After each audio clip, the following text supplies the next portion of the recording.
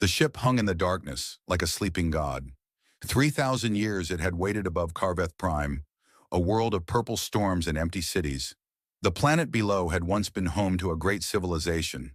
Now only ruins remained. But the ship above them had not aged a single day. Its black hull caught no light. Its weapons never fired. Its engines never moved. It simply existed, patient and eternal, as empires rose and fell beneath it. The Galactic Concord called it the Void Reaper. Commander Jael Torvon stood on the observation deck of his cruiser, the Starlight Covenant, and stared at the ancient vessel. He had seen many things in his 200 years of service. He had fought in 3 wars. He had discovered new worlds. He had watched stars die. But nothing had ever made him feel as small as this ship. The Void Reaper was enormous. It stretched across the void like a blade made of shadow. Its design was unlike anything in the known galaxy. No sharp angles, no visible weapons. Just smooth curves and strange patterns that seemed to shift when you looked at them too long. The ship was beautiful in the way that dangerous things are beautiful, like a predator sleeping in the grass. "Commander," said his adjutant, a young Velith officer named Prahl. "The expedition team is ready to board." Jael did not turn from the window. "How many attempts does this make?" "This will be the 47th official expedition, Commander, not counting the unofficial ones." 47 times the greatest minds of the Concord had tried to unlock the secrets of the Void Reaper. 47 times they had failed. The ship allowed visitors to enter. It did not harm them, but it never responded to their commands. Its systems stayed dark. Its computers stayed silent. It was like trying to wake a corpse.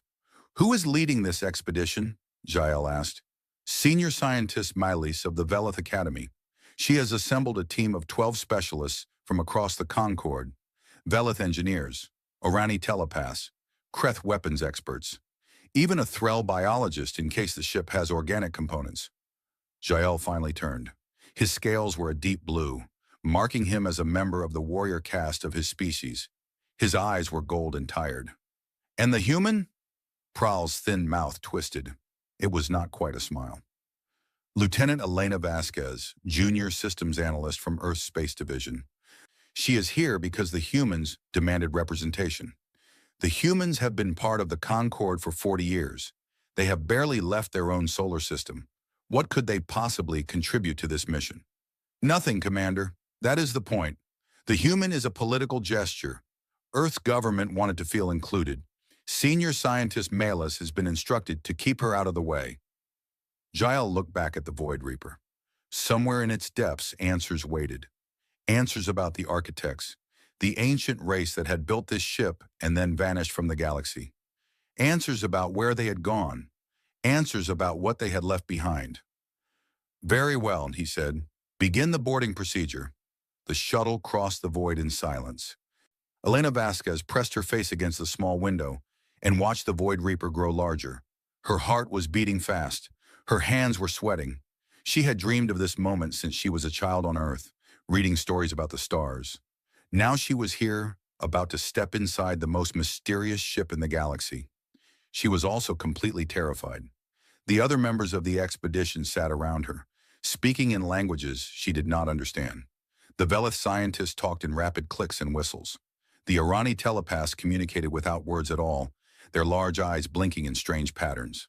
The Kreth warriors said nothing.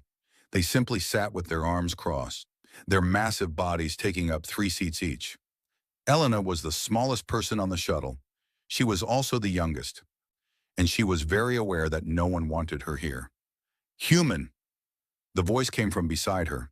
Elena turned to find Senior Scientist Malus watching her with all 4 of her eyes. The Velith were tall and thin, with pale skin and too many joints in their fingers. Malus was old even by their standards. Her skin had the gray color of weathered stone. "Yes, Senior Scientist? When we enter the ship, you will stay at the back of the group. You will not touch anything. You will not speak unless spoken to. You will record what you see and nothing more. Is this understood?" Elena nodded. "Yes, Senior Scientist." "Good." Malus turned away. "I do not know why your government insisted on sending you. This mission requires expertise that your species does not possess. But you are here now, So you will make yourself useful by not getting in the way. The words stung, but Elena did not argue. She knew what the other species thought of humans. Children, newcomers, a species that had only just learned to walk among the stars while others had been flying for thousands of years. Earth had joined the Galactic Concord, hoping to find allies and knowledge. Instead, they had found a universe that saw them as barely worth noticing. The shuttle docked with the Void Reaper. There was no sound, no vibration. The ancient ship accepted them without resistance, like a mouth opening to swallow something small. The airlock opened. Elena stepped into darkness. The interior of the Void Reaper was nothing like she had expected. The corridors were wide and tall, built for beings much larger than any species in the Concord. The walls were made of black metal that seemed to drink the light from their flashlights.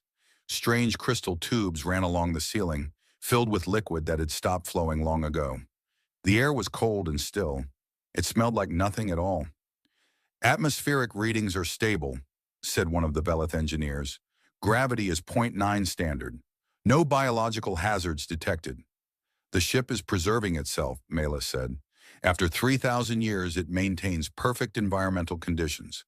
The technology required for this is beyond anything we possess."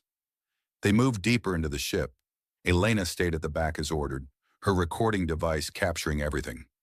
But her eyes saw more than the camera. She noticed things the others missed. Small details. Patterns in the walls that repeated at regular intervals. Symbols carved into the metal that looked almost like writing. She wanted to stop and study them. She wanted to ask questions. But she remembered her orders and kept walking. The expedition traveled for nearly an hour before they reached the bridge. The chamber was vast. It rose above them like a cathedral, its ceiling lost in shadows. The walls curved inward, covered with more of those strange symbols. In the center of the room, rising from the floor like an altar, was a single console. It was made of the same black metal as the rest of the ship, but its surface was covered with crystals that caught the light and held it. Every flashlight in the room pointed at the console.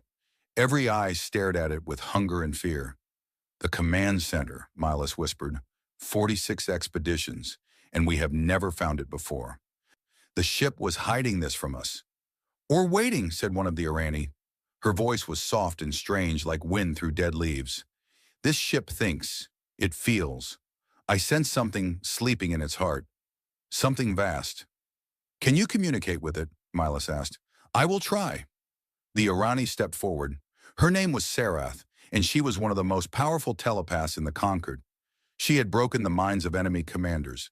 She had reached across light years to send messages through thought alone. Now she closed her 3 eyes and reached out to the ship. Silence. Sarath pushed harder. Her body trembled. Sweat appeared on her pale skin. She was throwing everything she had at the consciousness inside the ship, trying to wake it, trying to make it listen. Nothing happened. Sarath opened her eyes and stumbled backward. "It does not respond. The mind is there, but it refuses to speak. It is waiting for something, but not for me." "Let me try," said the lead Velith engineer. His name was Torax, and he had spent his entire life studying ancient technology. He approached the console and examined it with instruments that Elena did not recognize.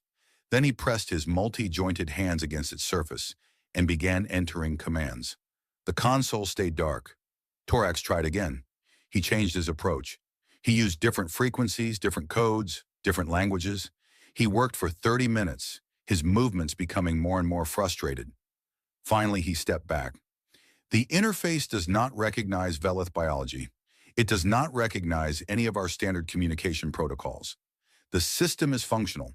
I can detect power flowing through it, but it will not respond to me." "Kreth?" Malus turned to the 2 massive warriors. "Your ancestors were known for taking technology by force, perhaps a more direct approach." The larger Kreth, a scarred veteran named Grath, stepped forward. He drew his fist back and struck the console with enough force to crack stone. The console did not even vibrate. Grath struck it again, and again. He hit it with his weapon. He hit it with his head. Nothing. The ancient metal absorbed every blow without damage. "The architects built to last," Malus said bitterly. Their materials are beyond our ability to damage. We cannot force our way in. One by one, the other specialists tried. The Threll biologist attempted to analyze the ship's organic components. There were none. The Irani telepaths worked together, combining their power. Still nothing. Even the equipment they had brought failed to produce results. The Void Reaper sat in darkness, patient and silent, watching them fail. Elena stood at the back of the room and watched. She had not been asked to try anything, and she had not offered. But something was bothering her, a thought that would not go away. She looked at the console. She looked at the experts standing around it, discussing theories in languages she barely understood. She looked at the symbols on the walls, the ones that almost looked like writing, and she realized something. Everyone was trying to communicate with the ship in complex ways. They were using technology and telepathy and force. They were approaching the console as a puzzle to be solved, a lock to be picked, a code to be broken. But what if it was simpler than that? What if the ship was just waiting to be asked? Elena took a step forward before she could stop herself. "Human," Malus snapped. "Stay back. This is not your concern." "I know," Elena said, "but has anyone just tried turning it on?" Silence fell over the room. 12 aliens turned to stare at her, with expressions ranging from confusion to contempt. "Turning it on?" Malus repeated. "This is not a children's toy, human. This is the most advanced technology in the galaxy. You cannot simply press a button and expect it to respond. I understand that, but you have been trying complicated things for 3,000 years. What if the answer's simple? What if it just needs someone to touch it and ask?" "The arrogance of youth," Torax muttered. "She knows nothing of our science, so she assumes it must be easy." "Let her try," Sarath said suddenly. Everyone turned to look at the Irani telepath. Her three eyes were fixed on Elena with an intensity that made the human uncomfortable. "I sense something, a connection." "Let her try." Malus hesitated. She did not want to let the human touch the sacred console. She did not want to admit that her team had failed where a child might succeed. But she was also a scientist, and scientists did not ignore possibilities. "Very well," she said. "Touch the console, human. Show us how simple it is." Elena walked forward.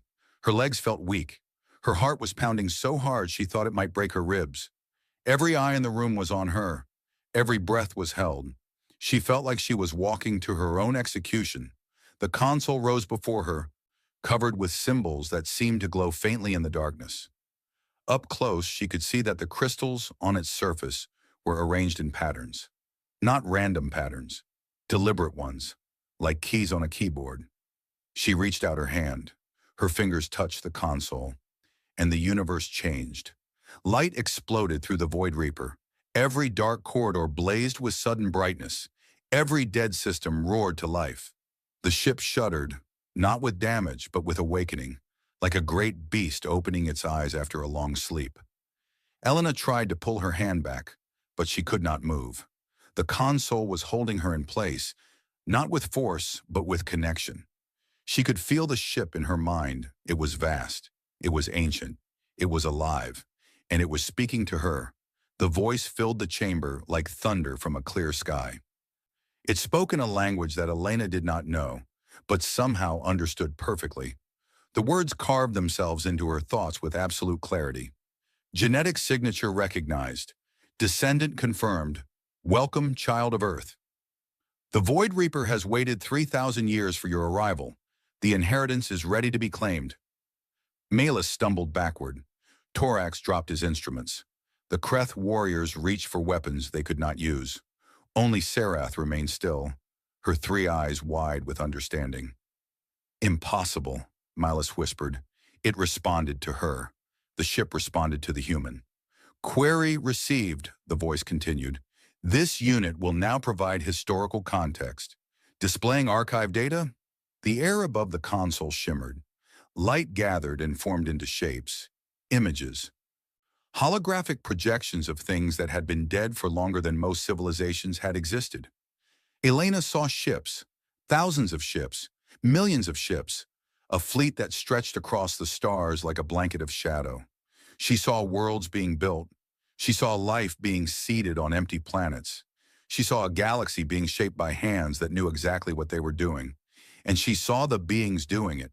They were tall. They stood on two legs. They had two arms and two eyes and faces that expressed emotion in familiar ways. They were not identical to humans. They were older, more refined. Their technology was built into their bodies like a second skin, but the shape was the same. The basic design was unmistakable. The architects looked like humans. "What is this?" Elena breathed.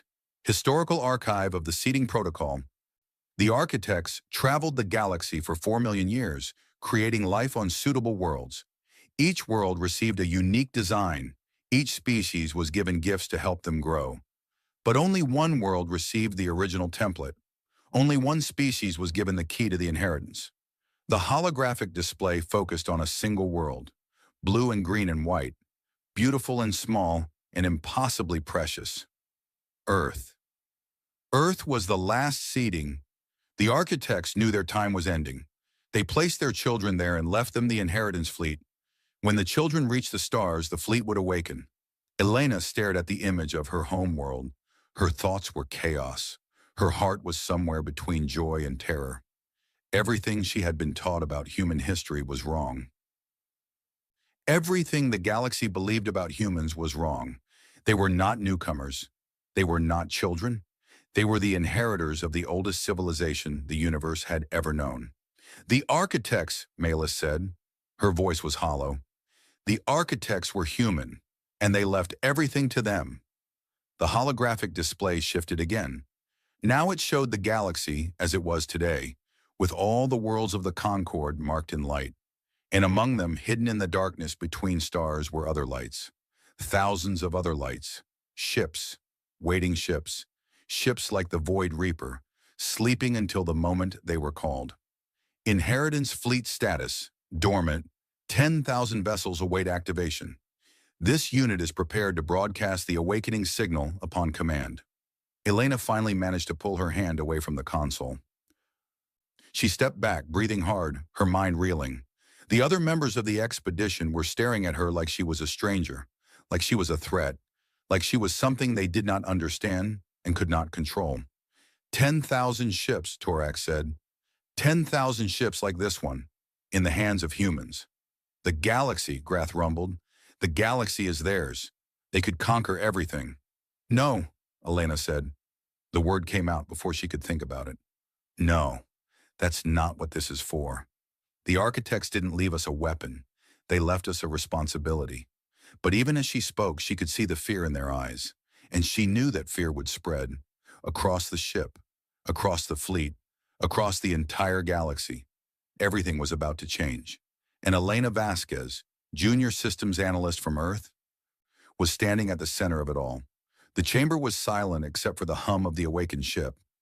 Elena stood before the console, surrounded by aliens who had spent their entire lives believing they understood the universe. Now that understanding was broken. Now everything they knew was wrong. Senior scientist Malus was the first to move. She stepped forward slowly, her 4 eyes fixed on Elena, with an expression that mixed wonder and horror in equal measure. Her voice, when she finally spoke, was barely louder than a whisper. "Show me again. Show me the architects." Elena did not know how to control the ship. She did not know how to command it. But when she thought about the architects, when she focused on her desire to see them again, the holographic display responded. Images formed in the air above the console. The ancient beings appeared once more, going about their work across the galaxy. Malus watched in silence. Her scientific mind was trying to process what she was seeing, trying to fit this new information into frameworks that were built for a different reality. The architects had been studied for thousands of years. Every species in the Concord had theories about them. Some believed they were energy beings. Others thought they were machine intelligence. A few even believed they were gods. No one had ever considered that they might be human. "The genetic structure," Malus said. "We have analyzed organic samples found on architect ruins across the galaxy. The DNA never matched any known species. We assumed they were too different, too advanced, too far removed from modern life. But the truth was simpler. We were looking for something alien. We never thought to compare them to humans." Because humans are nothing, Grath growled. The massive Kreth warrior had his hand on his weapon. His scales were raised in the display of aggression that his species showed before battle. Humans are weak. Humans are slow. Humans have no natural weapons, no armor, no strength. They are the least of all the species in the Concord. They cannot be the chosen ones. Chosen by whom? Sarath asked. The Irani telepath had not moved from her place near the wall. Her three eyes were still watching Elena with that strange intensity. The architects did not ask permission. They did not hold a contest. They simply selected the species they wanted to inherit their legacy, and they selected humanity. But why? Torax demanded. The Velith engineer was staring at the holographic images with something close to rage. We are older than them. We are smarter than them. Our technology was crossing the stars while humans were still living in caves. What makes them worthy of this inheritance? Query detected, the ship's voice said, accessing archive data on selection criteria. The holographic display changed again. Now it showed data streams and genetic sequences in information that Elena could not fully understand. But some of it was clear. Charts comparing different species, graphs showing potential and growth, and something labeled Adaptability Index. The architects studied all seeded species before selecting an inheritor. Many candidates were considered. The Velith possessed high intelligence but low genetic flexibility. The Kraith possessed strength but reduced capacity for cooperation. The Irani possessed mental abilities but limited physical adaptability. The display focused on a single graph. It showed a species that ranked moderate in most categories but exceptional in one, a measurement labeled Survival Persistence. Humans demonstrated the highest survival persistence of any seeded species. They adapted to extreme environments. They recovered from near-extinction events. They developed technology despite lacking natural advantages. Most importantly, they demonstrated the capacity to change their behavior based on experience. This capacity was identified as essential for responsible use of the inheritance fleet. They chose us because we are survivors, Elena said slowly. The words felt strange in her mouth.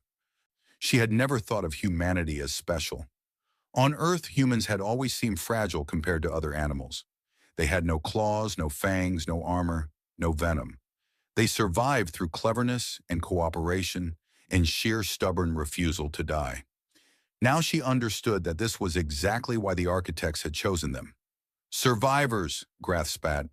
Cockroaches survive. Bacteria survive.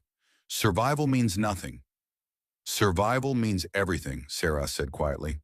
The architects built a fleet that could conquer the galaxy. They needed to give it to someone who would not use it for conquest. Someone who understood the value of life because they had fought so hard to keep their own.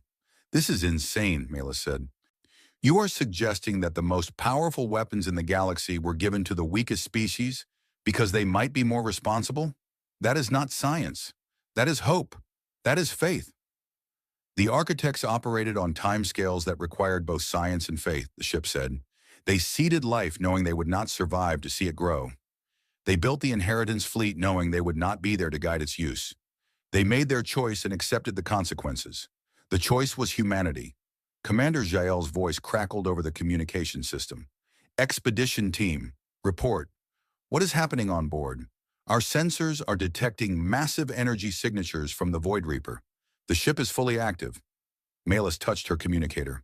Commander, we have made contact with the ship's systems. The human, Lieutenant Vasquez, was able to interface with the central console. The ship has provided historical data about the architects. What kind of data? Malus hesitated. How could she explain this? How could she tell the commander that everything they believed was wrong? That the mysterious ancient race was actually an earlier version of the species they had all dismissed as insignificant? Commander, I think you need to see this for yourself. The response was immediate. I am on my way. While they waited, Elena explored the console. She did not touch it again, but she studied the symbols on its surface and the patterns in its crystals. Some of them were starting to make sense to her. Not because she had learned them, but because they felt familiar, like a language she had known in a dream and forgotten upon waking. You can read it, Sarah said. The Irani had moved closer without making a sound. The script of the architects, it speaks to you. I do not know how, Elena admitted. I never studied any alien languages. I barely passed my linguistics courses at the academy.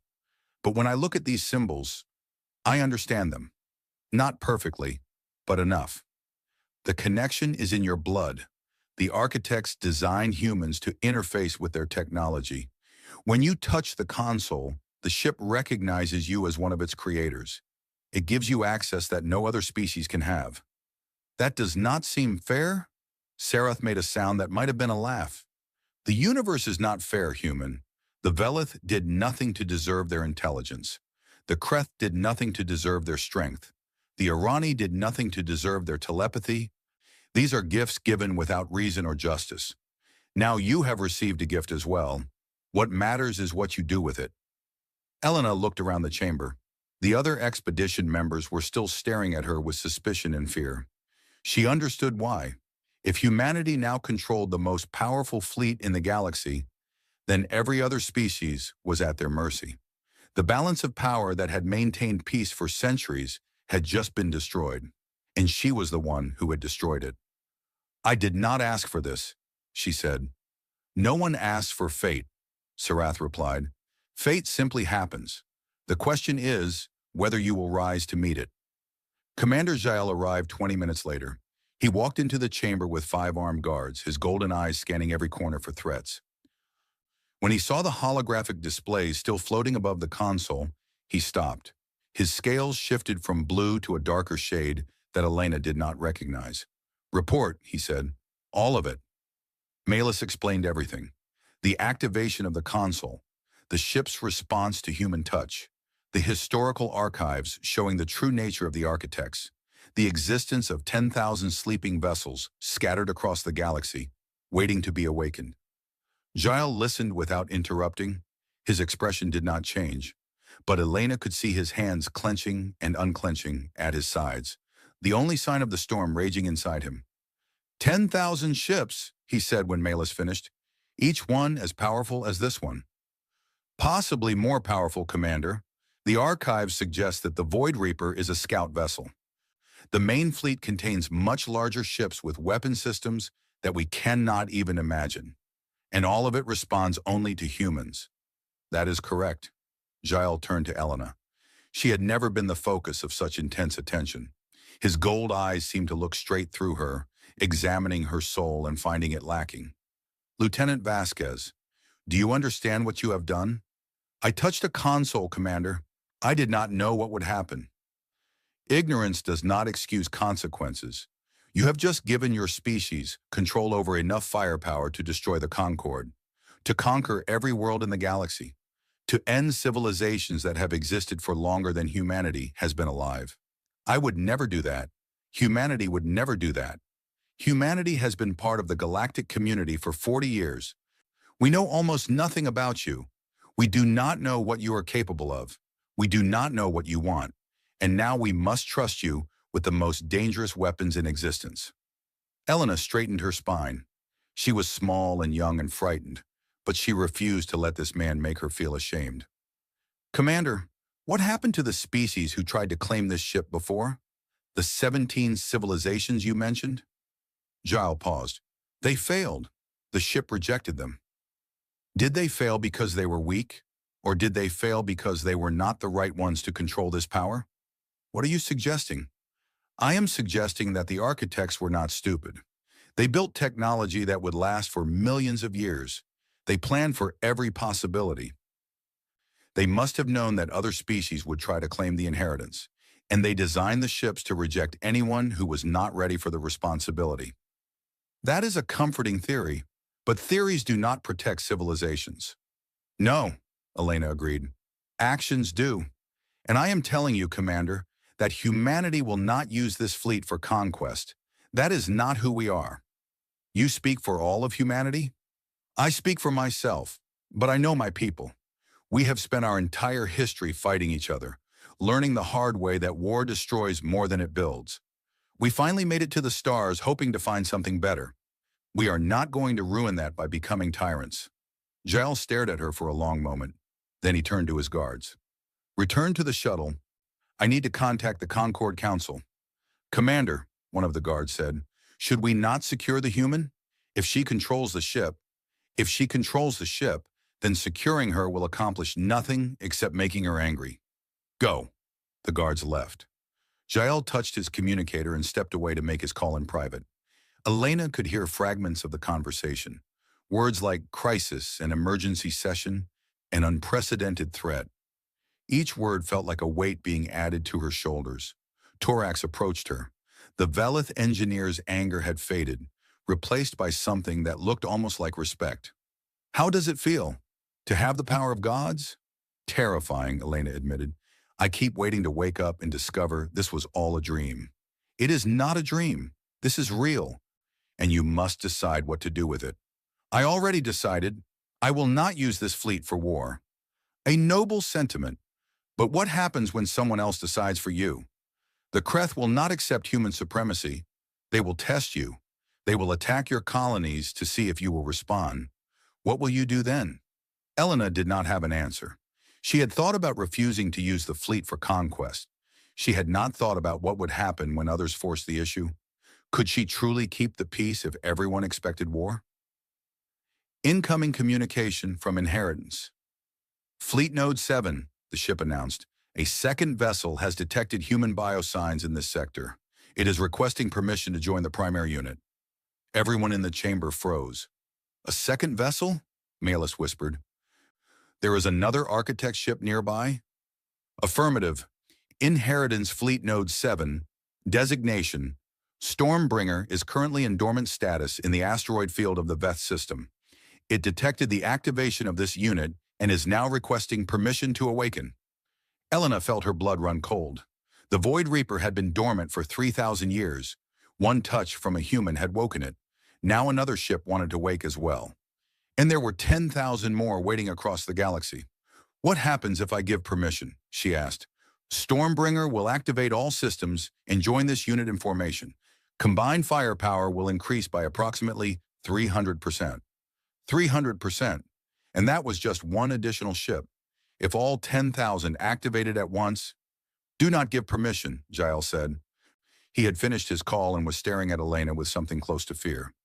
The Concord Council is convening an emergency session. They need time to discuss this situation. If more ships activate before they reach a decision, there will be panic. I understand, Elena said. She turned to the console, not touching it but speaking to it directly. Stormbringer, remain in dormant status. Do not activate without direct orders from a human commander. Acknowledged. Stormbringer will maintain dormant status until further notice. Elena let out a breath she did not know she had been holding. She had just given a command to an ancient warship, and it had obeyed. The power was real. It was hers to use or misuse as she chose. The weight of that responsibility was almost too heavy to bear. You did well, Sarath said quietly. You showed restraint. That is the first step. The first step toward what? Toward proving that the architects made the right choice. Commander Jael gathered the expedition team and ordered them back to the shuttles. The scientific mission was over. This was now a political matter, far above the authority of scientists and engineers. The Concord Council would decide what to do about the inheritance fleet. But before Elena left, she turned back to look at the console one last time. The holographic displays had faded, but the ship was still awake. She could feel its presence in her mind, like a vast intelligence waiting patiently for instructions. Why me? She whispered. Out of all the humans in the galaxy, why did you respond to me? You were the first to ask simply, the ship replied. Others came with tools and weapons and complicated plans. You came with curiosity and an open hand. That is what the architects intended.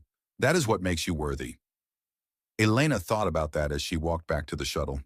She had not done anything special. She had not earned this power through skill or training or intelligence. She had simply asked a question that no one else had thought to ask. Maybe that was the point. Maybe the architects had not wanted to give their inheritance to the strongest or the smartest. Maybe they had wanted to give it to the ones who would ask first and conquer later. The ones who would see a mystery and try to understand it before trying to control it. If that was true, then perhaps humanity really was the right choice. But Elena knew that theory would not be enough to convince the galaxy. The Concord would see humans as a threat. The Kreth would see them as enemies. The Velith would see them as unworthy. Fear and jealousy would spread like fire through dry grass.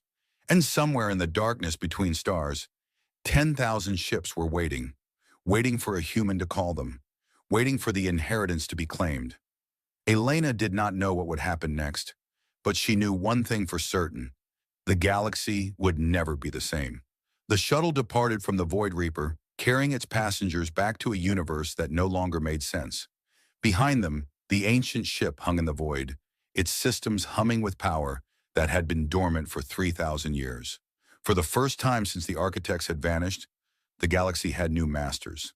Whether that was a blessing or a curse remained to be seen. The news spread faster than light.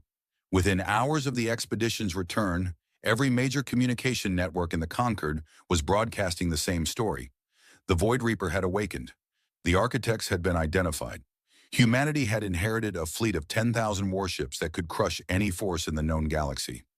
Elena watched the reports from her quarters on the Starlight Covenant. She had been confined there on Commander Giles' orders, not as a prisoner, but as a precaution. The other species on the ship were afraid of her. She could see it in their eyes when they passed her in the corridors. She could hear it in their whispered conversations. The human girl who had touched a console and changed the universe. "You should eat something," said a voice from the doorway. Elena turned to find Sarath standing there. The Irani telepath had been the only alien to show her any kindness since the discovery. Perhaps because telepaths understood fear better than most, or perhaps because she had sensed something in Elena that others had missed. "I am not hungry." That was not a suggestion. Sarath entered the room and placed a tray of food on the small table. "You have not eaten in 16 hours. Your body requires fuel, whether you want it or not." Elena looked at the food without interest. It was standard Concord rations, designed to be edible by multiple species. The taste was somewhere between cardboard and regret. But Sarath was right. Her body was running on empty. She forced herself to eat. "The Concord Council has been in session for 12 hours, Sarath said. "They cannot agree on anything. The Velith want to study you. The Kreth want to destroy you. The Irani want to negotiate. And the other species are too frightened to take any position at all. What do you think they will decide? Nothing. They will argue until the situation forces them to act. That is how the Concord has always worked. Great decisions are made in crisis, not in comfort." "And what kind of crisis are we waiting for?" Sarath was silent for a moment. Her three eyes looked at something far away, something only she could see. "The Kreth Dominion has mobilized their war fleet. They are moving toward your home system." Elena's heart stopped. "What?" "They have not declared their intentions, but the movement is clear. 300 warships, including their flagship, the Iron Fist. They will reach Earth within 4 days. That is an invasion force. They are going to attack Earth. Perhaps they are testing you, seeing if you will use the inheritance fleet to protect your home. Either way, the crisis you asked about is coming." Elena stood up so fast she knocked the tray off the table. Food scattered across the floor, but she did not notice. Her mind was racing. Earth. Her home. 7 billion people who had no idea that an alien war fleet was coming for them. "I need to talk to Commander Zale. He will not help you. The Concord has no treaty with Earth that requires mutual defense. If the Kreth attack, the Concord will officially condemn the action and do nothing." "Then I need to talk to the Void Reaper." Sarath studied her with those unblinking eyes. "You would use the inheritance fleet to defend Earth?" "Of course I would." "Would you not defend your home?" "Yes, but I would also consider the consequences. If you activate the fleet to fight the Kreth, you prove their fears correct. You show the galaxy that humans will use this power for war. Even if it is defensive war, even if it is justified, it will make every other species more afraid of you." "What is the alternative? Let them destroy Earth? Let billions of people die because I was too worried about appearances?" "There is no good alternative. That is the nature of power. Every choice has consequences, and you cannot avoid them by refusing to choose." Elena sank back into her chair. The weight of the situation was crushing her. She was a junior systems analyst. She had been trained to manage databases and run diagnostics and write reports. She had not been trained to make decisions that would affect billions of lives. "I do not know what to do," she admitted. "I do not know how to handle this." No one does. That is why the architects left the inheritance to a species that would ask questions instead of assuming answers. You are supposed to be uncertain. You are supposed to struggle. That is how wisdom is born. Wisdom will not stop the Kreth fleet. No, but wisdom will help you decide whether to stop it with violence or with something else. Elena thought about that. Violence was the obvious answer.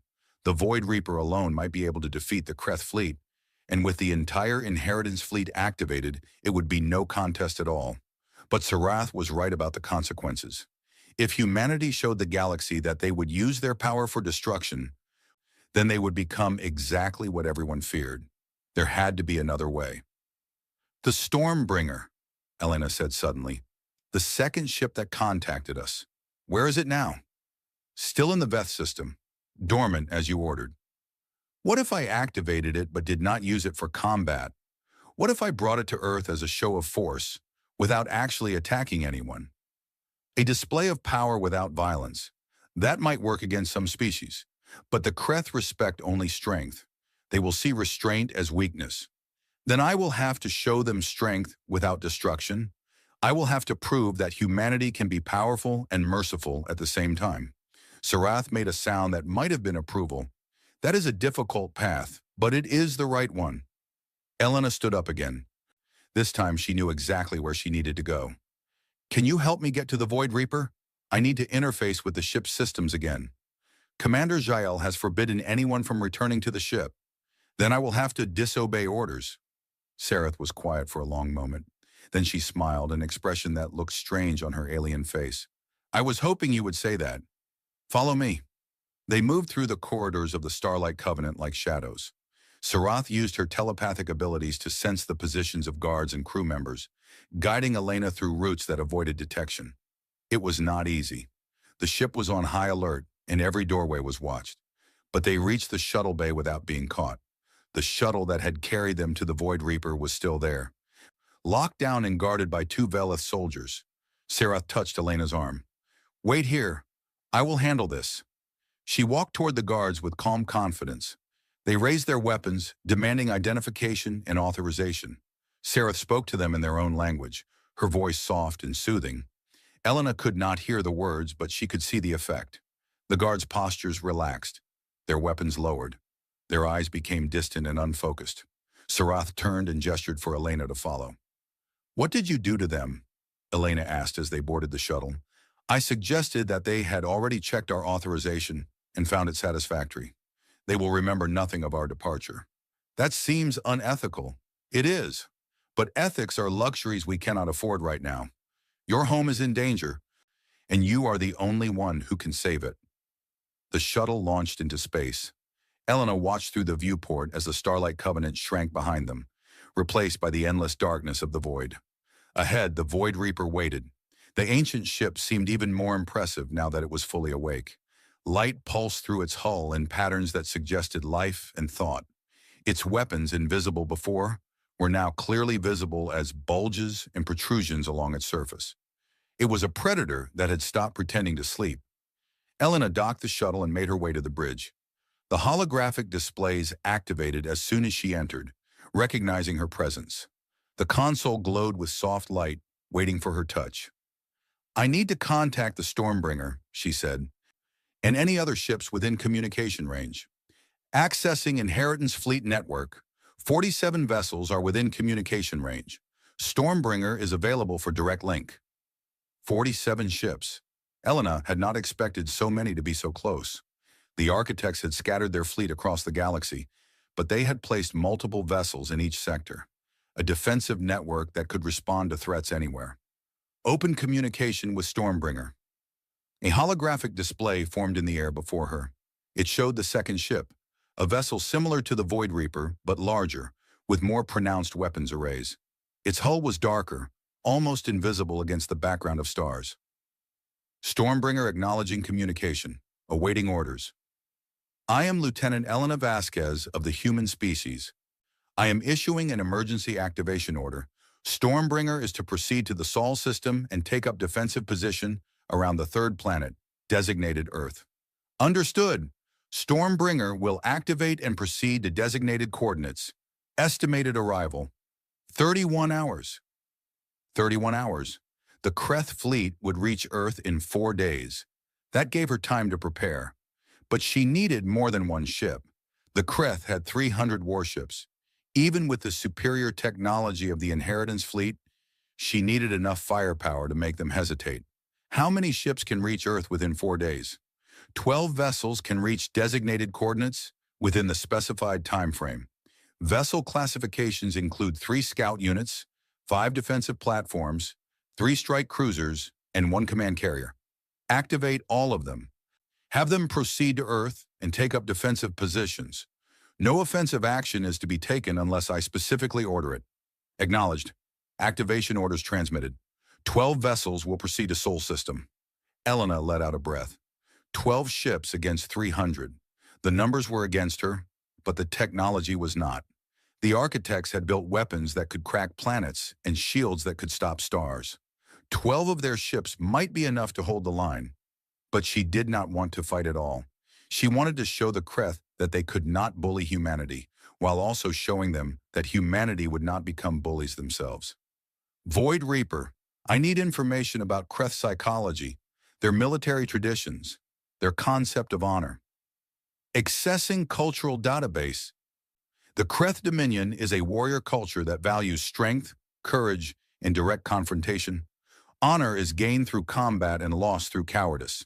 Their military tradition emphasizes personal challenge between commanders as a way to resolve disputes without mass casualties. Personal challenge. That was interesting. Elena had read about the Kreth in her training, but she had not paid much attention to their cultural practices. Now she wished she had studied harder. What kind of personal challenge? Kreth commanders may issue or accept challenges of single combat. The winner of such a challenge is considered victorious in the larger dispute. This tradition dates back to their pre-spaceflight era, when resource wars were devastating their civilization. The challenge system was developed to preserve warrior honor while reducing unnecessary death. A system designed to prevent war while still allowing warriors to prove their worth. The Kreth were not mindless brutes. They had developed sophisticated social mechanisms to manage their aggressive nature, and that gave Elena an idea. If I challenged the Kreth commander to single combat, what would happen? The challenge would be considered valid under Kreth tradition. If the Kreth commander refused, he would be dishonored. If he accepted and lost, the Kreth fleet would be obligated to withdraw. If he accepted and won, you would be dead, and the Inheritance fleet would pass to the next available human. What if I did not fight personally? What if I challenged him to ship-to-ship combat instead? My ship against his, winner takes all? That variation is acceptable under Kreth tradition, though less honored than personal combat. The outcome would be binding on both parties. Elena smiled. It was a dangerous plan, but it might work. The Void Reaper against the Kreth flagship. One battle to decide the fate of Earth. If she won, the Kreth would have to withdraw. If she lost, she would be dead, and someone else would have to figure out how to save humanity. But she would not lose. The architects had built their ships to be unbeatable. The Kreth might be fierce warriors, but they were fighting against technology that was millions of years more advanced than their own. Set course for Earth, she ordered, and prepare a communication to the Kreth fleet commander. I am going to challenge him to a duel. The Void Reaper began to move. Its engines, silent for 3,000 years, roared to life with power that made the stars themselves seem dim. Elena watched the view through the holographic displays, her heart pounding with fear and determination. She was going home, and she was bringing an army with her. Behind her across the galaxy, 11 more ships began their journeys. Ancient vessels awakening from endless sleep, their systems coming online, their weapons charging. The Inheritance fleet was stirring. Not all of it, not yet, but enough. The Kreth had wanted to test humanity. They had wanted to see if the new masters of the Architect's legacy were worthy of their power. They were about to get their answer. Commander Jael discovered Elena's escape 2 hours after she left. He stood on the bridge of the Starlight Covenant. watching the sensor readings that showed the Void Reaper moving away at speeds his ship could not match. "She is heading for Earth," his adjutant reported, "and our sensors are detecting other vessels activating across the sector. The Inheritance fleet is waking up." Jael said nothing for a long moment. He had spent his entire career trying to protect the Concorde from threats. Now he was watching the greatest threat of all move beyond his control. "Contact the Concord Council," he said finally. "Tell them that the human has taken action. The war for the galaxy has begun." But even as he gave the order, Jael felt something he had not expected. Hope. The human girl had not fled in fear. She had not waited for others to solve her problems. She had taken responsibility for her people and was going to defend them. Perhaps the architects had known what they were doing after all. Perhaps humanity was exactly what the galaxy needed. Or perhaps they were all about to die. Only time would tell. Earth had never looked so beautiful. Elena stood on the bridge of the Void Reaper and watched her home world turn slowly in the darkness. Blue oceans, green continents, white clouds swirling in patterns that changed every moment. 7 billion people lived down there, going about their daily lives without knowing that an alien war fleet was coming to destroy them. Not if she could help it. "Inheritance fleet units have arrived in system," the ship announced. 12 vessels now in defensive formation around Earth. Elena looked at the tactical display. The 12 ships were arranged in a sphere around the planet, their weapons ready, their shields active. Each one was a masterpiece of engineering, built by a civilization that had conquered physics itself. Together, they represented more firepower than every human weapon ever created, and she controlled all of them. The responsibility was terrifying. One wrong decision and billions would die. One moment of weakness and humanity's future would be lost. Elena was 26 years old. She had graduated from the Earth Space Academy 3 years ago. She had never commanded anything more important than a data management team. Now she commanded a fleet that could reshape the galaxy. "The Kreth will arrive in 16 hours, she said. "What do we know about their commander?" "War Chief Grath Tal Vorik, veteran of 43 conflicts, undefeated in personal combat. He commands the Kreth flagship Iron Fist, the largest warship in the Dominion. He is known for ruthless efficiency and absolute dedication to Kreth honor. Undefeated in personal combat, that is not encouraging. His record is based on conventional warfare. He has never faced architect technology. But I have never faced combat at all. At least he has experience. Experience can be a limitation as well as an advantage. War Chief Grath will rely on tactics that have worked in the past. You will be forced to adapt to a situation you do not understand. Adaptation is humanity's greatest strength." Elena considered that. The ship was right. Grath had been fighting wars for longer than she had been alive.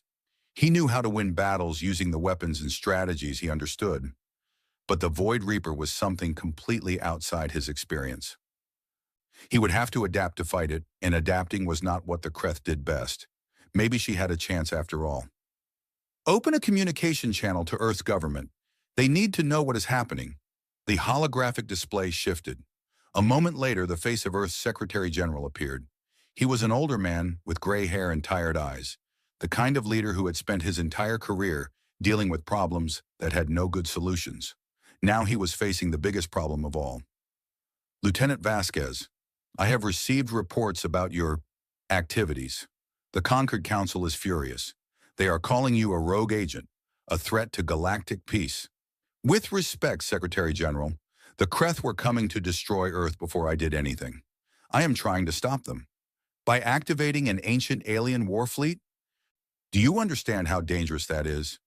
You have made humanity the most feared species in the galaxy. Every civilization that was neutral before is now preparing for war. They were already preparing for war. The only difference is now we can fight back." The Secretary General rubbed his eyes. "I have been in politics for 40 years. I have negotiated with every species in the Concord. I know how they think.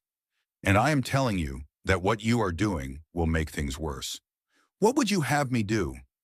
Let the Kreth destroy our home? Let 7 billion people die because it might upset the political balance? No, of course not. But there must be a better way than this. If there is, I have not found it. The Kreth respect only strength. I am going to show them strength, and then I am going to show them mercy. That is the only way to change how they see us." The Secretary General was silent for a long moment. When he spoke again, his voice was softer. "You sound very certain for someone so young." "I am not certain at all. I am terrified, but someone has to do something, and I am the only one who can control these ships. So I am going to do my best and hope it is enough. And if it is not enough, then humanity will have to find another way. But I do not intend to fail." The communication ended. Elena turned back to the tactical display, studying the positions of her ships and trying to imagine how the battle might unfold. She had never received military training. Everything she knew about combat came from games and stories, but the ship had tactical databases that stretched back millions of years. She would not be fighting alone. The hours passed slowly.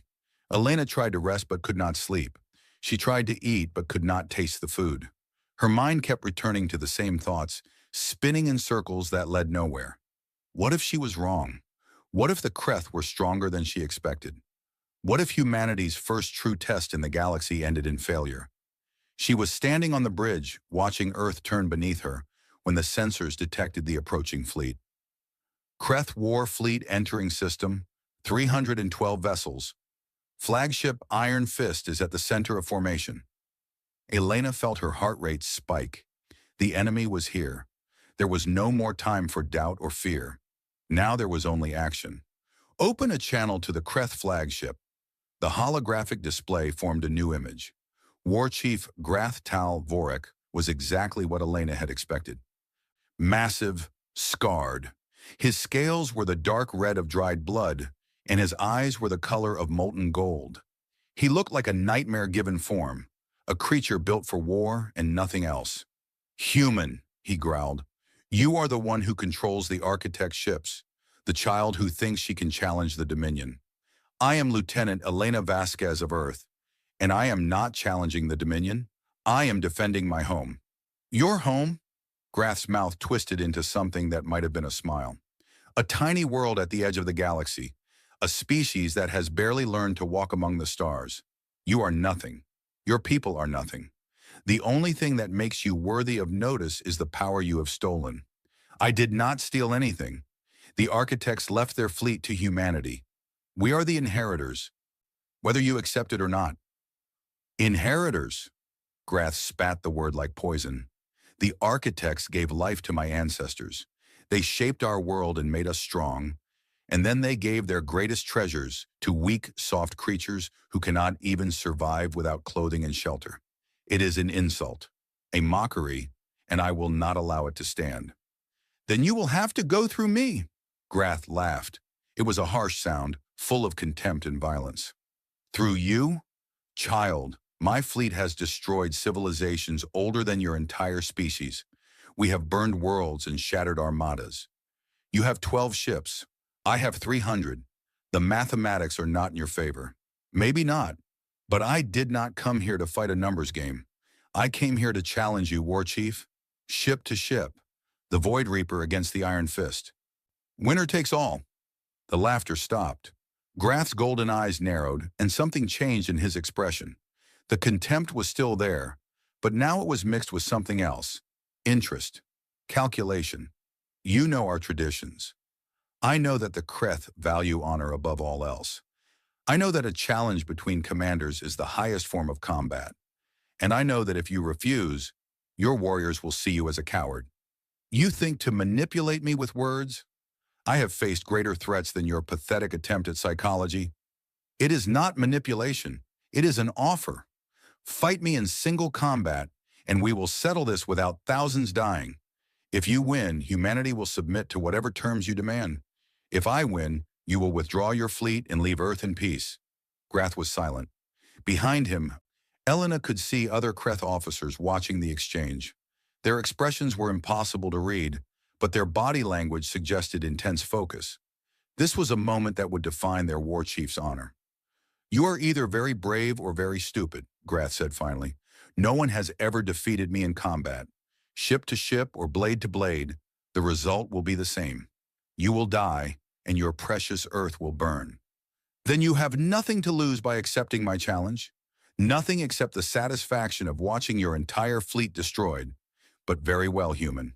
I accept your challenge. My ship against yours. The winner takes all. In 30 minutes, we meet in the space between our fleets. No support from either side. Just the Iron Fist and the Void Reaper. Agreed. Prepare to die, Lieutenant Vasquez. Your species' time in the stars is about to end. The communication ended. Elena stood on the bridge, her hands shaking, her heart pounding. She had done it. She had gotten Grath to accept a challenge that took the entire war down to a single battle. But now she actually had to win that battle. Void Reaper, show me everything you know about the Iron Fist. Weapons, shields, propulsion, weaknesses, all of it. The holographic display filled with data. The Iron Fist was enormous, nearly twice the size of the Void Reaper. It carried weapons that could crack moons and shields that had withstood the combined firepower of enemy fleets. It was the pride of the Kreth Dominion, built to intimidate and destroy. But it was still conventional technology, advanced by galactic standards, but conventional. The architects had been building ships when the Kreth were still learning to make fire. What are our advantages? Elena asked. Void Reaper systems exceed Iron Fist capabilities in all measurable categories. Weapons output is approximately 400% greater. Shield strength is approximately 600% greater. Propulsion speed is approximately 800% greater. Sensor range is approximately 1,000% greater. So we outmatch them in everything. Affirmative. However, War Chief Grath is an experienced commander. He will attempt to compensate for technical disadvantages with tactical skill. He may also employ unconventional strategies. What kind of unconventional strategies? Unknown. That is the nature of unconventional strategy. Elena almost laughed. The ship had a point. She could plan for everything she expected, but she could not plan for the unexpected. That was where instinct and adaptation came in. The minutes passed. Elena used the time to study the Void Reaper's controls, learning how to direct its weapons and shields and engines. The interface was intuitive, designed to respond to thought as much as touch. The ship seemed to anticipate her needs, offering options before she knew she wanted them. By the time the deadline arrived, she felt ready. Not confident, not certain, but ready. Iron Fist is approaching designated combat zone. War Chief Grath is requesting confirmation of challenge terms. Elena took a deep breath. Confirm all terms, single combat, no interference, winner takes all. Terms confirmed. Combat will begin when both vessels reach the designated zone. The Void Reaper moved forward. Elena watched through the display as the Iron Fist grew larger, its massive hull covered with weapons and armor that had conquered dozens of worlds. It was a brutal ship, designed to intimidate before it destroyed. Grath wanted his enemies to know fear before they died. Elena was afraid, but she was also determined. She had come too far to fail now. The two ships faced each other in the empty space between fleets. The Iron Fist was enormous, blocking out the stars behind it. The Void Reaper was smaller but sleeker, its black hull absorbing light while its weapons glowed with contained energy. Begin, Grath commanded. The Iron Fist opened fire. Dozens of weapons blazed to life, sending beams of destruction toward the Void Reaper. The attack was overwhelming, enough firepower to destroy a small moon. The Void Reaper's shields absorbed everything without flickering. Elena had expected the attack. Grath was testing her defenses, looking for weaknesses he could exploit. She let him fire for several seconds, let him see that his weapons were useless, let him understand what he was facing. Then she fired back. A single beam lanced out from the Void Reaper. It struck the Iron Fist shields and punched through them like they were not there. The beam carved a line across the Kreth flagship's hull, cutting through armor and destroying weapons emplacements. The Iron Fist shuddered. Emergency systems activated. Grath roared orders at his crew, demanding they return fire, demanding they find a way to hurt the human ship. But there was no way. The technology gap was too great. The Kreth were fighting against weapons that had been old when their ancestors were born. Elena could have ended the battle right there. She could have destroyed the Iron Fist with a single concentrated attack. The ship's systems told her exactly where to strike to cause a catastrophic reactor breach. Grath and his crew would be dead, and the war would be over. But that was not why she had come. "War Chief Grath," she said, opening a communication channel. "Your shields are gone. Your weapons cannot hurt me. I could destroy you in the next 5 seconds. But I am not going to." Grath's face appeared on the display. His scales had gone pale, and his golden eyes were wide with something Elena had never expected to see in a Kreth warrior. Fear. "What game are you playing, human?" "No game. I challenged you because I wanted to prove that humanity can fight. Now I want to prove that we can also show mercy. You are defeated, War Chief. Your ship is crippled. Your fleet is watching. If I destroy you now, I prove that humans are just another violent species. But if I let you live, I prove something else. What could you possibly prove by sparing me? That the architects made the right choice. They gave us power because they believed we would use it wisely. Not for conquest, not for revenge, for protection. I am protecting my home today, but I do not have to kill you to do it." Grath was silent. His officers were staring at the display, listening to every word. The entire Kreth fleet was listening. The entire galaxy was listening, because Elena had left the communication channel open to everyone. "You have won the challenge," Grath said finally. His voice was rough, filled with emotions he did not know how to express. "By our traditions, I must withdraw. But understand this, human. You have not defeated the Dominion. You have only delayed us. I know, but maybe delay is enough. Maybe, given time, we can find a way to be allies instead of enemies." "Allies," Grath laughed, but there was no humor in it. "The Kreth do not make allies. We make enemies or we make subjects. There is nothing in between." "Then maybe it is time for something new. The architects gave you life and gave us their fleet. They must have wanted us to work together somehow. I am willing to try if you are." Grath did not answer.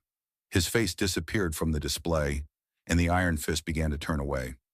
One by one, the Kreth warships followed, retreating from Earth, heading back to their own space. Elena watched them go, her body shaking with relief and exhaustion. She had done it. She had won the challenge without killing anyone. She had shown the galaxy that humanity could be powerful and merciful at the same time. But she knew this was only the beginning. The Kreth would be back. Other species would test her. The Concord would demand explanations and assurances. The responsibility she had taken on would never end.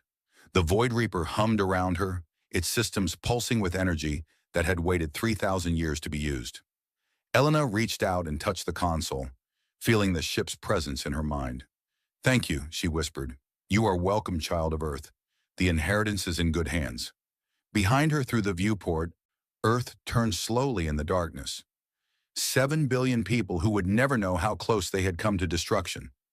7 billion people who were counting on her to keep them safe. Elena closed her eyes and let herself breathe.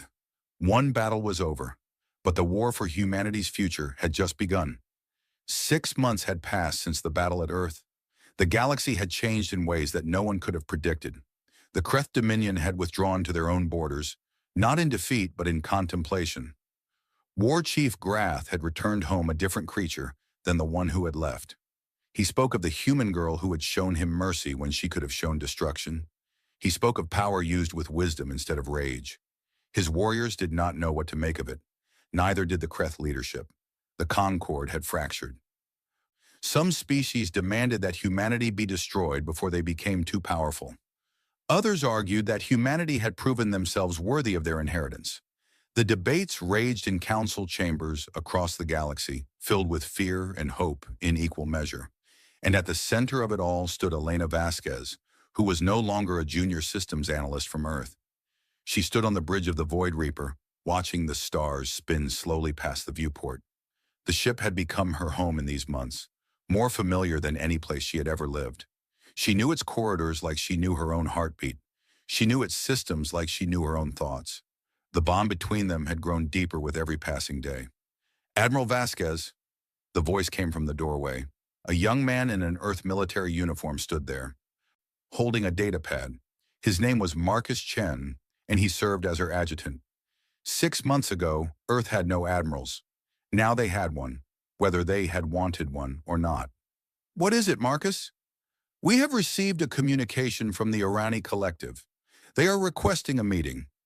Elena nodded. The Irani had been the first species to reach out after the battle. Sarath had returned to her people and spoken of what she had witnessed. The telepaths had listened, and they had begun to wonder if humanity might be different from what they had feared. What do they want to discuss? They did not say specifically, but the message included a phrase that our translators found interesting. They called it a proposal for shared guardianship. Shared guardianship. Elena turned the words over in her mind. The inheritance fleet was humanity's by right of blood. The architects had designed it that way, but that did not mean humans had to bear the responsibility alone. Arrange the meeting. I want to hear what they have to say. Marcus nodded and left. Elena turned back to the viewport, thinking about how far she had come. 6 months ago, she had been nobody, a young woman from a small world, dreaming of the stars, but never expecting to matter among them. Now she commanded a fleet that could reshape the galaxy. Now species that had existed for thousands of years sought her counsel. It was terrifying. It was exhilarating. It was exactly what the architects had wanted. The meeting with the Irani was scheduled for 3 days later, at a neutral station in the middle of nowhere. Elena traveled alone, as she often did now. The Void Reaper drew attention wherever it went, but a small shuttle could slip through the gaps in the galaxy without notice. The station was called Waypoint 7. It was an old trading post, built by a species that had gone extinct centuries ago. Now it served as a meeting place for those who wanted privacy, the perfect location for a conversation that no one else could hear. Sarath was waiting for her in a private chamber. The Irani telepath looked the same as she had on the day they met, her 3 eyes calm and watchful, her pale skin glowing faintly in the dim light. Admiral Vasquez, thank you for coming. You do not need to call me Admiral. You knew me before the title. Titles matter. They shape how others see us and how we see ourselves. You are an Admiral now, whether you wanted to be or not. Elena sat down across from her old friend. Your message mentioned shared guardianship. What did you mean? Sarath was quiet for a moment, gathering her thoughts. The Irani have watched humanity since you first joined the Concord. We are telepaths. We feel the emotions of other species, the currents of thought that flow beneath the surface. Most species fear us for this. You did not. I did not know enough to be afraid. Perhaps, but fear often comes from knowledge, not ignorance.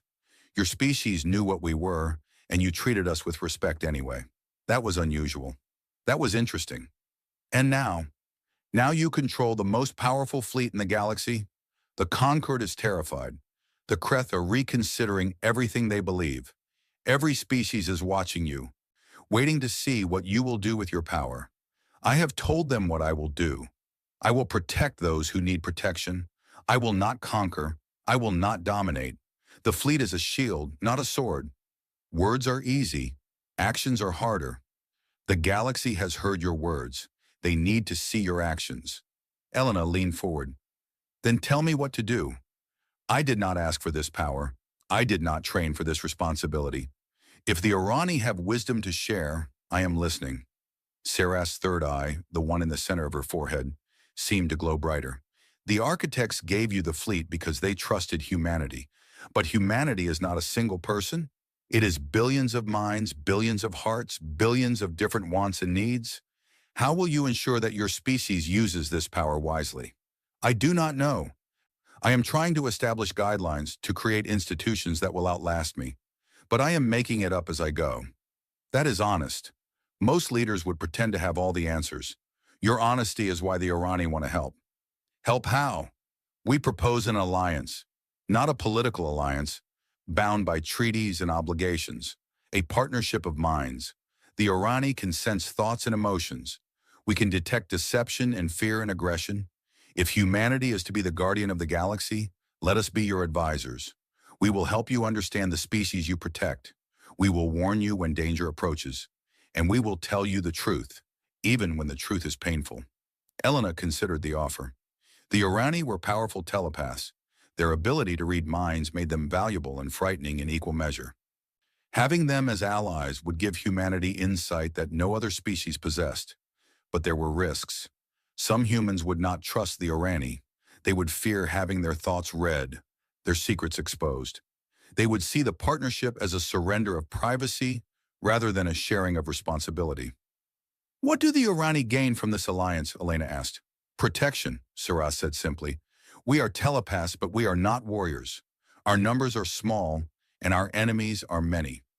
Species fear what they do not understand, and they hate what they fear. The Orani have faced persecution for centuries. With humanity as our allies, that persecution would end. You want us to protect you in exchange for advising us. Yes, a fair trade, we believe. Our wisdom for your strength, our insight for your power. Together, we can do what neither species could do alone. Elena looked at her old friend. She remembered the day they had met on the expedition to the Void Reaper.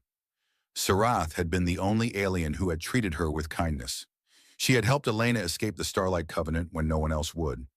She had believed in humanity when the rest of the galaxy saw them as children. I accept, Elena said, but I have conditions. The Orani will not read human minds without consent. They will not share human secrets with other species. And they will never use their abilities to manipulate us. If you agree to these terms, then we have a partnership. Sarath's eyes glowed with something that might have been joy. Agreed. The Orani Collective accepts your terms. From this day forward, we stand with humanity. They clasped hands, two species bound by choice rather than blood. It was a small step, but it was a step in the right direction. The news of the Orani alliance spread quickly. Some in the galaxy saw it as proof of humanity's good intentions. Others saw it as a sign of their growing power. The debates continued, but something had shifted. Humanity was no longer alone. In the weeks that followed, other species began to reach out. The Threll, a peaceful species of scholars, requested permission to study the architect technology. Elena granted it, with restrictions. The Velith, after much internal debate, offered to share their engineering knowledge in exchange for access to Inheritance Fleet databases. Elena accepted, with conditions. Step by step, humanity was building bridges instead of walls. Not everyone approved.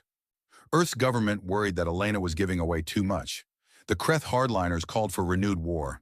The conquered conservatives demanded that humanity be contained. But Elena kept moving forward, guided by a simple principle that the architects had taught her. Power was meant to be shared, not hoarded. The final test came 6 months after the battle at Earth. A species on the far edge of the galaxy sent a distress signal. They called themselves the Ven, and they were dying. A neighboring empire, the Sarkhan hegemony, had decided to wipe them out for reasons that made sense only to the Sarkhan. The Ven had no fleet, no weapons, no way to defend themselves. They were asking anyone who could hear them to help. No one in the conquered answered. The Ven were too far away, too unimportant, too inconvenient to save. Elena answered. The Void Reaper crossed half the galaxy in 3 days, traveling through pathways that no other ship could use. It arrived at the Ven homeworld to find a Sarkhan fleet in orbit, preparing to bombard the surface. Elena opened a communication channel. This is Admiral Elena Vasquez of the Inheritance Fleet. You will cease your attack immediately and withdraw from the system. The Sarkhan commander laughed at her. He had never heard of humanity. He had never seen an architect ship. He had conquered dozens of worlds, and he was not going to be stopped by one small vessel. Then Elena activated the Void Reaper's weapons. She did not fire on the Sarkhan ships. Instead, she fired on the asteroids in the outer system, vaporizing 3 of them in rapid succession. The display of power was unmistakable. Any species with sensor technology could see what had happened. Any species with intelligence could understand what it meant. I will not ask again, Elena said. Leave this system now, or I will remove you. The Sarkhan fleet withdrew. They did not fight. They did not negotiate. They simply turned around and left, because they finally understood what they were facing. The technology gap was too vast. Fighting the Inheritance Fleet was suicide. The Ven emerged from their shelters and looked up at the sky. They saw the black ship hanging in their orbit, the ship that had saved them when no one else would. They did not know who humanity was. They did not know why a stranger had come to their defense. But they would remember, and they would tell others, and the story would spread across the galaxy, changing how every species thought about the inheritors of the architects. Elena stood on the bridge of the Void Reaper and watched the Ven celebrate their survival. She had saved a species today. Millions of lives preserved because she had been willing to act when others would not. This was what the Inheritance Fleet was for. Not conquest, not domination. Protection of those who could not protect themselves. Justice for those who had no one else to fight for them. The architects had given humanity the keys to the galaxy. Not because humans were the strongest or the smartest, because humans knew what it felt like to be weak. They knew what it felt like to struggle. They knew the value of mercy because they had been shown so little of it in their history. That was humanity's gift to the galaxy, not power, compassion. 1 year after Elena touched the console on the Void Reaper, she stood before the Galactic Concord Assembly. Representatives from 300 species filled the vast chamber, their attention focused on the small human woman at the center. "You invited me here to explain humanity's intentions," Elena said. "You want to know if you should fear us. You want to know if we will become conquerors, the way so many powerful species have before."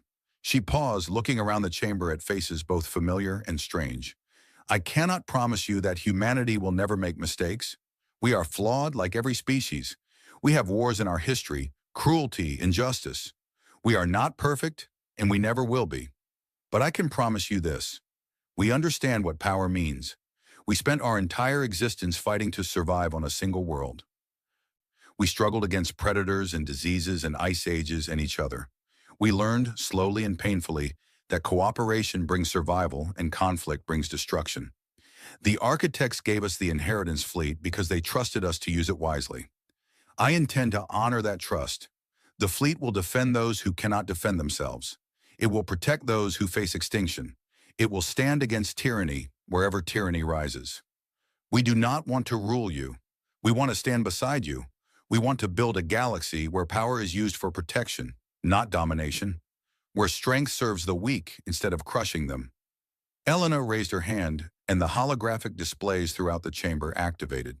They showed the Inheritance Fleet, all 10,000 ships, spread across the galaxy in defensive positions. They showed the worlds that humanity had already helped, the species that had been saved, the conflicts that had been prevented. This is what the Inheritance Fleet is for. Not conquest, not empire, guardianship. We are the galaxy's protectors now, and we will not let it fall. The chamber was silent for a long moment. Then slowly the Irani delegation rose to their feet. They began a sound that Elena had never heard before, a high, keening note that seemed to resonate with something deep in her soul. Other species began to join them, adding their own sounds to the chorus until the entire chamber was filled with a symphony of voices. Sarath appeared beside Elena, her 3 eyes glowing with emotion. They are singing the song of acceptance. It is the Irani way of welcoming a new ally into our community. The other species are adapting it to their own traditions. What does it mean? It means they believe you. It means they are willing to trust humanity, at least for now. It means the beginning of something new. Elena listened to the alien music filling the chamber. She thought about everything that had led to this moment. A young woman touching a console, an ancient ship awakening from sleep, a challenge accepted, and a battle won without killing. Step by step, decision by decision, she had walked a path that the architects had prepared for her long before she was born. She did not know what the future held. The Kreth might attack again. The Sarkhan might seek revenge. New threats would emerge and old allies might become enemies. The galaxy was vast and dangerous, and humanity was still young. But they were not alone anymore. And they never would be again. The song of acceptance faded into silence. Elena looked out at the assembly, at 300 species who had just welcomed humanity into their community. She felt the weight of responsibility on her shoulders, heavier than ever, but somehow bearable now. She was the admiral of the Inheritance Fleet, the guardian of a galaxy, the inheritor of the architect's dream. And she was just getting started. Far away in the depths of space, 10,000 ships hummed with patient energy. They had waited 3,000 years for their inheritors to arrive. Now they were awake, ready to serve, ready to protect. The galaxy had new guardians, and humanity would not let them down.